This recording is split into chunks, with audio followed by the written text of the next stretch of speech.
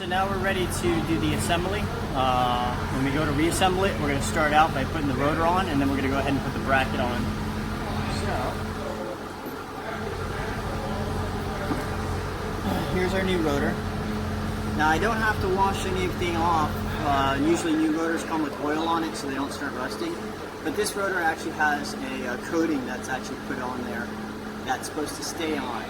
So we're not going to try to wash it off or anything. We're going to leave it just the way it is.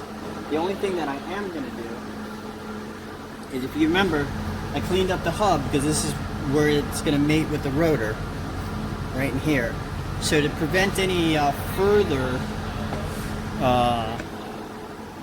corrosion, I'm going to put a little bit of brake grease on the inside here. I'm just going to smoosh that around. And that's just to keep it from any corrosion forming.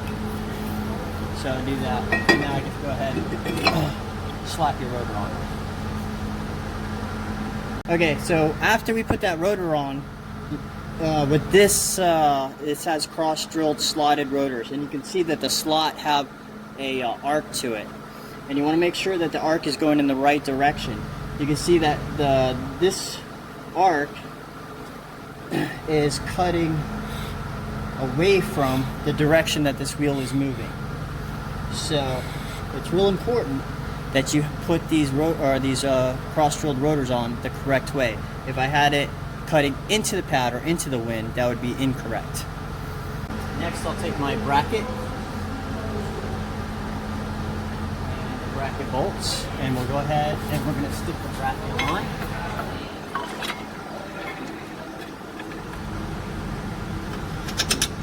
And I'm going to start them by hand because I don't want them to cross thread or anything like that. So I'll run them in by hand first. Once I got them started, now I go ahead and zip them up using an ear ratchet, or you could use a regular hand ratchet. It really doesn't matter.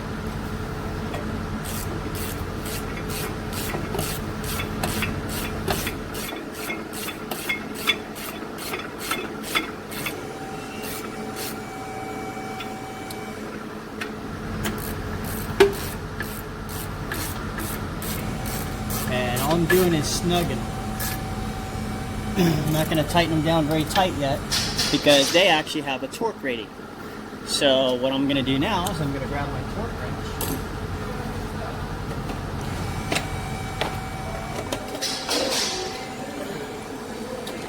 And then I'm going to look in my specification book and see what my torque is for that bolt.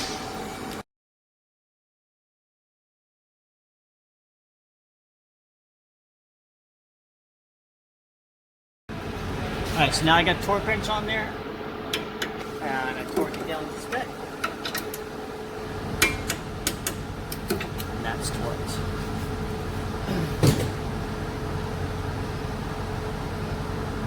Now I can go ahead and stick my pads on. Make sure that we're putting the pads on the right side of the vehicle. This one makes it easy because I use two different style pads, so you can't mix them up. But usually the sensor always goes to the outside, and it always goes to the direction that it's rotating. So on this case, we're rotating like clockwise, and the tab is on the downward. So I'll go ahead and I'll stick the pads on, and I'll stick the inner ones in.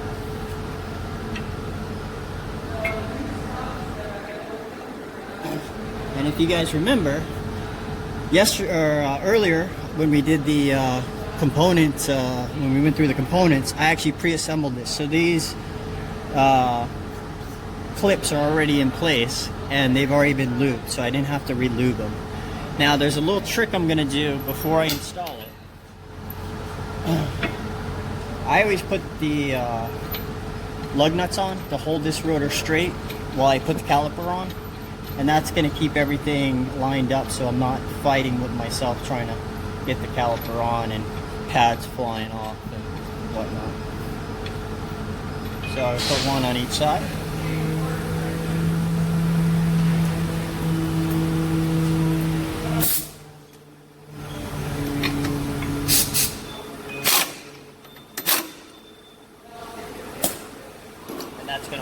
straight. Now I can go ahead and take my caliper, and I'm going to take my caliper and slide it onto the pin,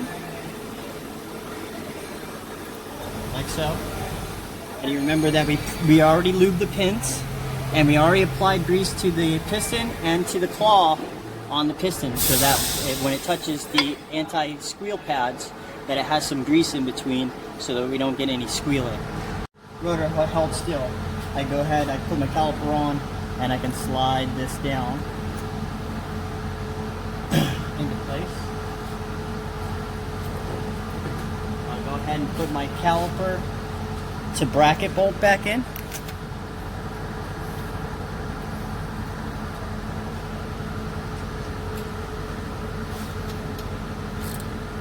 And I'll tighten that down.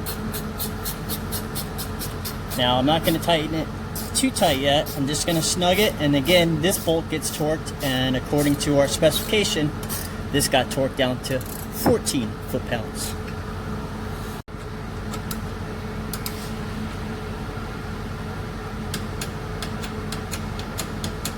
There we go.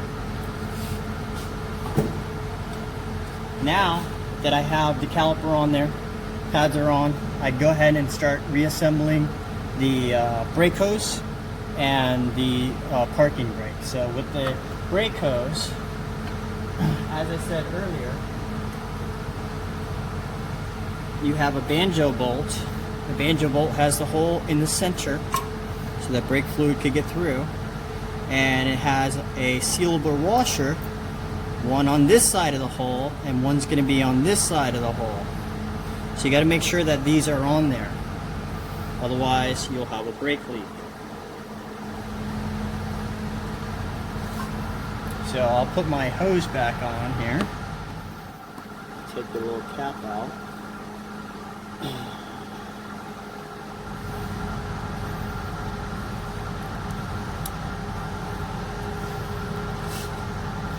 Stick my banjo bolt through. Stick my sealing washer on.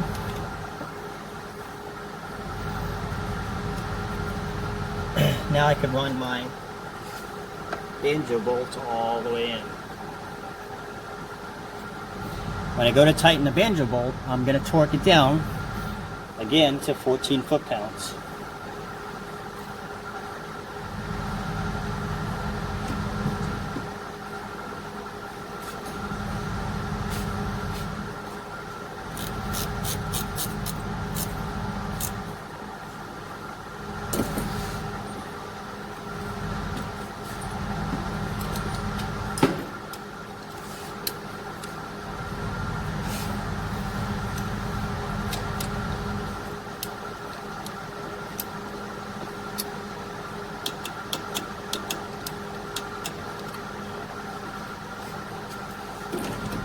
Now we'll come back later once we go to bleed out the system, and we'll make sure that we're not leaking out of there. If it starts leaking, we can actually tighten it down slightly more to try to seal it up, or we might have to take off the washer and reseal, or put a new one on. So next I'm going to take my cable,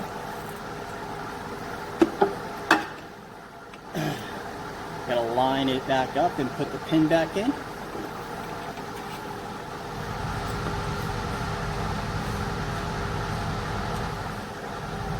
There's my pin, like so.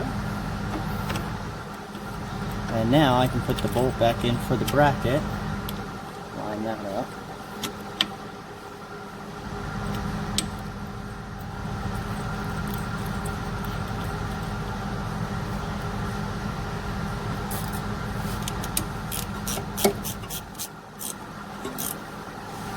That gets torqued down. And that will get torqued down to the specification of 45 foot-pounds.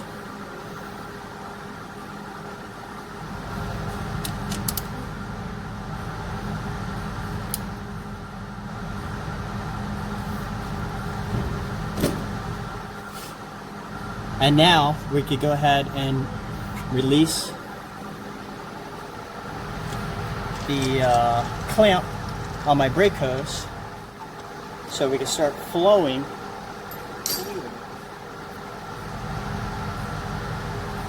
So I'll open this bleeder up.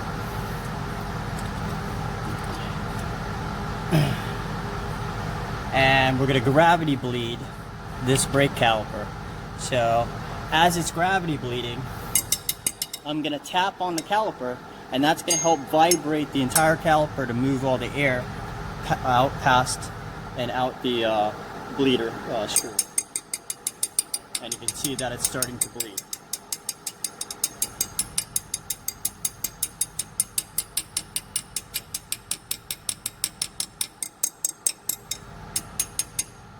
So it looks like I got a nice good stream. I'm going to close that off.